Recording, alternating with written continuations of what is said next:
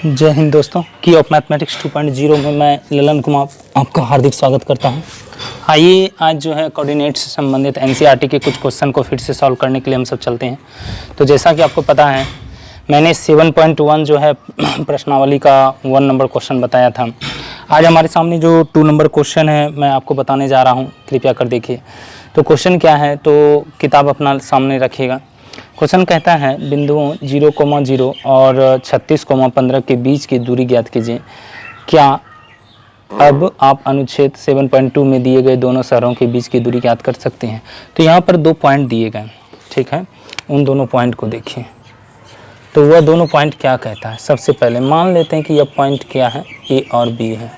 हमने कंसीडर किया ए का वैल्यू कितना है, 0,0 है, और दूसरा जो वैल्यू है हमारे सामने बी का वह है 36,15, ठीक है। अब इन दोनों के बीच की दूरी निकाली जा रही है, निकालने के लिए कहा जा रहा है।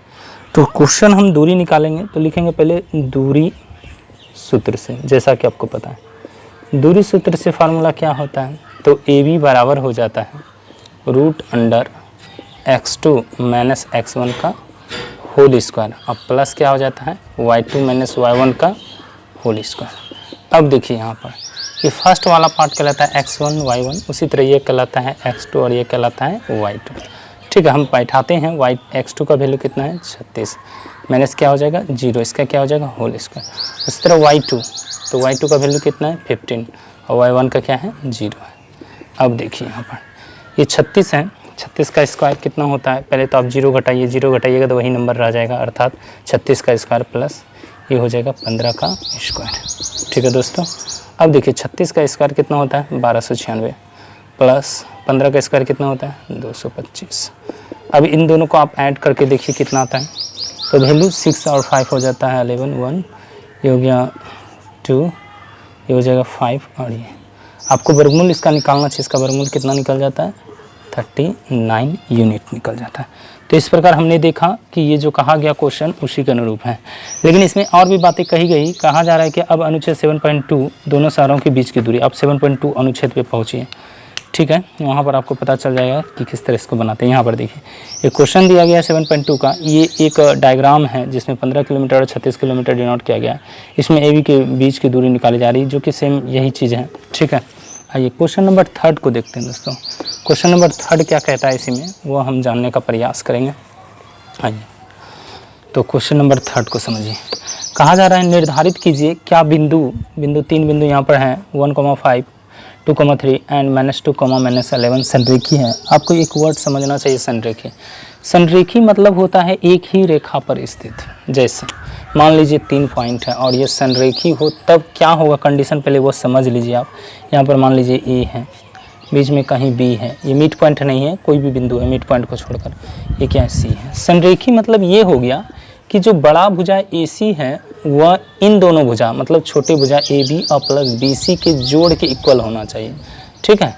अगर जहाँ ऐसा कोई भी पॉइंट की दूरी दिखाई जाती है तो समझिएगा वह संरेखी है। तो इसको बनाने के लिए हम कर क्या सकते हैं वह जानिए। सबसे पहला बात 3 नंबर क्वेश्चन है। क्वेश्चन क्या कहा गया, तो 3 पॉइंट है। क्या क्या पॉइंट है वो पॉइंट ले लीजिए। मानते हैं ए पॉइंट क्या है, तो 1,5 है। फिर देखिए बी पॉइंट क्या है, तो बी है 2,3 और सी पॉइंट क्या है, तो सी है -2, -11, यही तो है। अब क्या कीजिएगा, सबसे पहले ए बी के बीच की दूरी, ठीक है। तो हम निकालते हैं दूरी सूत्र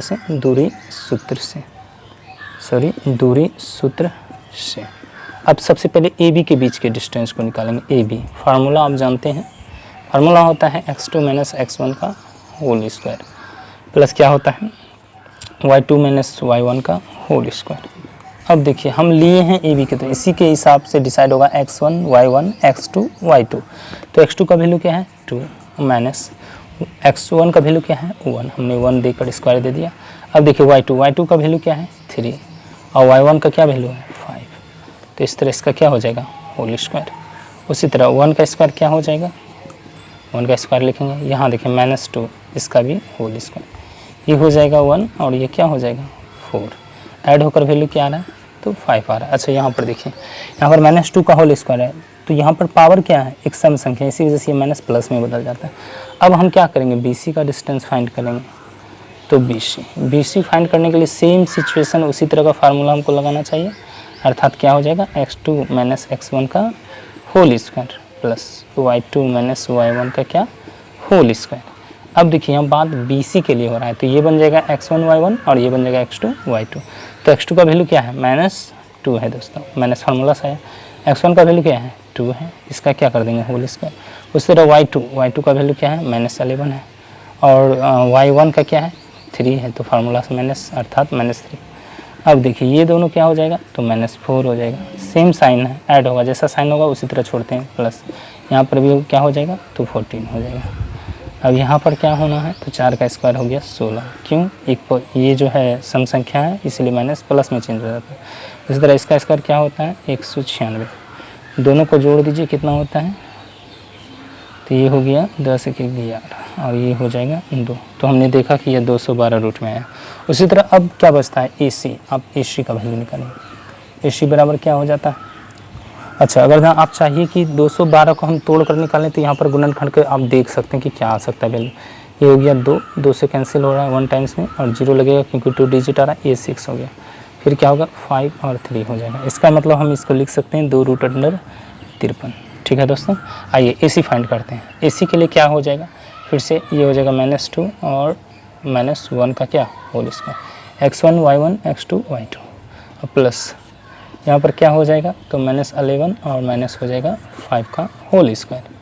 अब देखिए ये दोनों ऐड हुआ -3 का होल स्क्वायर, ये दोनों ऐड हुआ -16 का क्या होल स्क्वायर, ये क्या हो जाएगा 9 और ये क्या हो जाएगा 256। ये दोनों ऐड करते हैं तो कितना हो जाएगा 265 आ जाएगा।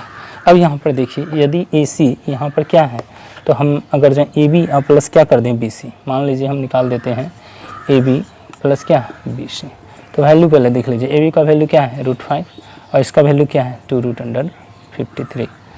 क्या यह जो AB प्लस BC है वह AC के कभी बराबर हो सकता है तो नहीं, अतः हम लिखेंगे क्या यहाँ पर लिख कर बताएंगे AC is not equal to AB plus BC। जब ये कंडीशन अप्लाई नहीं होता है तो इसका मतलब यह हो गया कि यह क्या है तो संरेख नहीं है। संरेख का मतलब था एक ही रेखा पर स्थित अलग अलग बिंदुओं पर, लेकिन यह एक रेखा पर नहीं है, इसलिए लिखते हैं A is not equal AB plus BC। अब यहाँ पर क्या है हमने कंडीशन चेक कर दिया, लिख देंगे यह संरेख नहीं है, ये संरेख नहीं है। तो इस प्रकार ये क्वेश्चन आपको देख सकते हैं किस तरह बनाया जाता है। आइए इसी तरह से हम एक क्वेश्चन और जांच करते हैं। क्वेश्चन नंबर 4 कहाँ जा रहा है क्या, उसके बारे में मैं आपको चर्चा कर दूं। आइए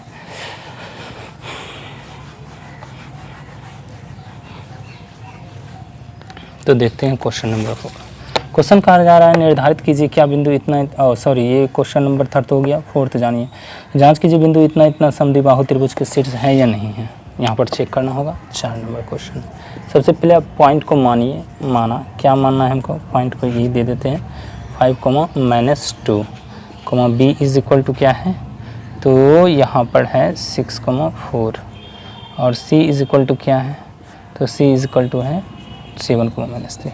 अब देखिए यहाँ पर त्रिभुज समद्विबाहु त्रिभुज, सबसे पहले यदि समद्विबाहु त्रिभुज होगा तो क्या कंडीशन हो सकता है। मान लीजिए यह A है, B है, C है, यहाँ पर हमने दे दिया 5, -2, ये 6, 4 और ये दिया 7, -2।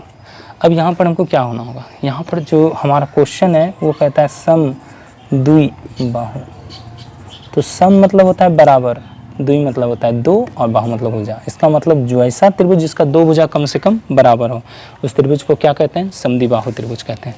हम क्या करेंगे यहाँ पर सबसे पहले डिस्टेंस फाइंड करेंगे, तो दूरी सूत्र से चलते हैं। दूरी सूत्र से क्या हो सकता है तो AB पहले फाइंड कर लेते हैं। AB फाइंड करेंगे तो क्या मिलेगा, ये x1 y1 x2 y2, तो ये क्या हो जाएगा x2 फार्मूला लिखिए x2 माइनस x1 का होल स्क्वायर और प्लस क्या हो जाएगा y2 माइनस हो जाएगा y1 का होल स्क्वायर। अब देखिए ये x1 x2 भी बन सकता है, x1 y1 x2 y2, या इसी को मानिए x1 y1 और x2 y2। तो अगर जो इस तरह मानते हैं इसको x2 तो हम क्या लिखेंगे 6 - 5 का होल स्क्वायर और प्लस यहाँ क्या हो जाएगा तो 4 और यहाँ पर माइनस होता है फार्मूला से, लेकिन ऑलरेडी एक माइनस इसलिए बन जाएगा ये प्लस। ठीक है दोस्तों, आइए ये हो गया 1 का स्क्वायर ये हो जाएगा 6 का स्क्वायर, ये हो जाएगा 1 और ये कितना हो जाएगा 36, तो ये वैल्यू कितना हो गया 37 यूनिट आ गया। उसी तरह हम क्या करेंगे, BC फाइंड करेंगे। BC फाइंड करने के लिए फिर से क्या करना होगा, तो x1 x2, ये x1 x2 है तो ये x2 y2 है, तो ये क्या हो जाएगा 7 और माइनस हो जाएगा 6 का होल स्क्वायर, और ये हो जाएगा -2 और -4 का क्या होल स्क्वायर, तो ये क्या आ गया 1 का स्क्वायर और प्लस ये क्या हो जाएगा -6 का स्क्वायर। वैल्यू क्या आ रहा है 1 + 36 अर्थात रूट अंडर 37 यूनिट आ रहा है। अब एक बच जाता है AC को चेक कर लीजिए आप, तो AC का फार्मूला लगाएंगे फिर से क्या हो जाएगा, तो -5 - 7 का होल स्क्वायर और प्लस हो जाएगा -2 और +2 का होल स्क्वायर, तो ये दोनों घटकर माइनस क्या हो जाता है होल स्क्वायर और ये हो जाएगा 0 का होल स्क्वायर। तो वैल्यू हमारे सामने 4 आया जिसका वर्गमूल क्या हुआ 2 हुआ। लेकिन हमने देखा कि AB, ठीक है यहाँ पर लिखिए, अतः हमने क्या देखा कि AB जो है वह BC के इक्वल है, ठीक है, जिसका वैल्यू क्या है रूट अंडर 37 है। जब दो भुजा बराबर है तो वो कैसा त्रिभुज होता है, तो ये जो है समद्विबाहु त्रिभुज होता है। तो ये त्रिभुज कैसा है, अतः यह क्या है, या